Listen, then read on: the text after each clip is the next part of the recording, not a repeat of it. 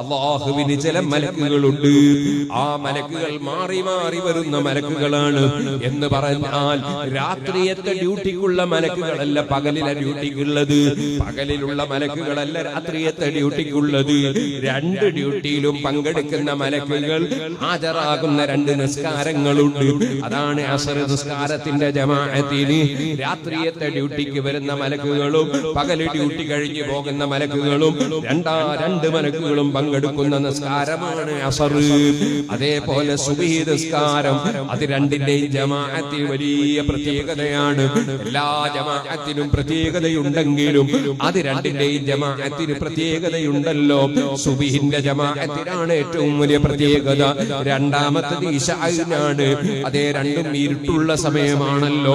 അതേ സമയത്ത് അസ്റിന്റെ ജമാഅത്തിനും വലിയ പുണ്യമുണ്ട്. എന്നാൽ സുഹൃത്തുക്കളെ, അസ്റിന്റെ സമയത്തും സുബ്ഹിന്റെ സമയത്തും അതാ ഡ്യൂട്ടി മാറുന്ന രണ്ട് മലക്കുകളും ഒരുമിച്ച് കൂടുന്ന നിസ്കാരമാണതെന്ന് പണ്ഡിതന്മാര് പറയുന്നു. അതുകൊണ്ടാണ് അല്ലാഹു തആല മലക്കുകളെ സംബന്ധിച്ച് ലഹു മുഅഖിബാത്ത്, ഉടനെ മാറി വരുന്ന മലക്കുകളുണ്ട് പടച്ച റബ്ബിന്. അതേ മിൻ ബൈനി യദൈഹി വമിൻ ഖൽബിഹി, നമ്മളെ മുന്നിലുണ്ട് ബാക്കിലുണ്ട്.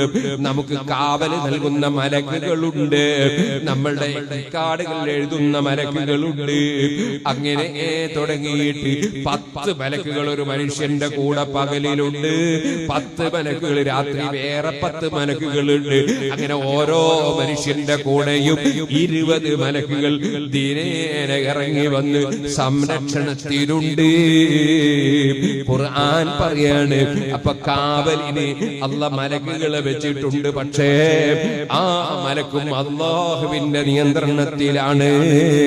ഇനി ലോകത്ത് ഏത് നബിയോ വലിയോ ഏത് ഖുതുബോ അബ്ദാലോ ശൈഖോ ആരാണെങ്കിലും എല്ലാവരും പടച്ചവന്റെ നിയന്ത്രണത്തിലാണ്. ആകാശവും ഭൂമിയും സർവവും റബ്ബിന്റെ നിയന്ത്രണത്തിലാണ്. അതാണ് ഖുർആൻ പറയുന്നത്, യുദബ്ബിറുൽ അംറ, സർവ വിഷയങ്ങളെയും അല്ലാഹു വ്യവസ്ഥപ്പെടുത്തി നിയന്ത്രിച്ചു കൊണ്ടുപോകുന്നു.